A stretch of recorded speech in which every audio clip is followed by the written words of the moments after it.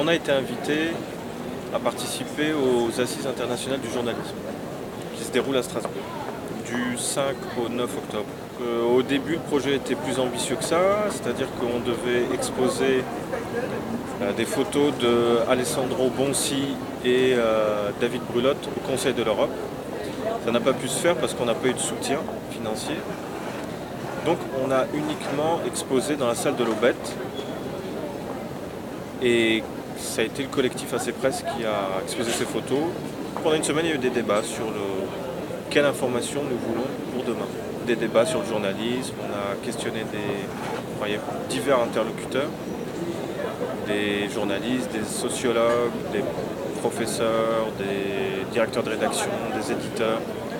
Les gens étaient enthousiastes, il y a beaucoup de gens qui sont venus voir les photos, des lycéens, des élèves des écoles de journalisme.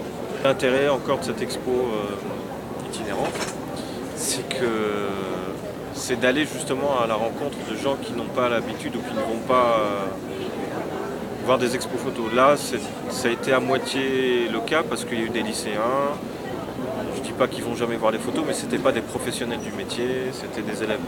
Donc pourquoi pas l'année prochaine si on propose, si on est soutenu aussi, parce que faut rien faire gratuitement, il faut se faire aider, même si c'est en temps de crise. Ah oui, je rappelle que j'ai eu des subventions en pleine crise. Je remercie Jérôme Bouvier pour son soutien et son invitation, et le Club de la Presse de Strasbourg qui nous a aidés. Et c'est encourageant pour entreprendre d'autres projets. C'est presse.com, hein. Voilà, c'est presse.com.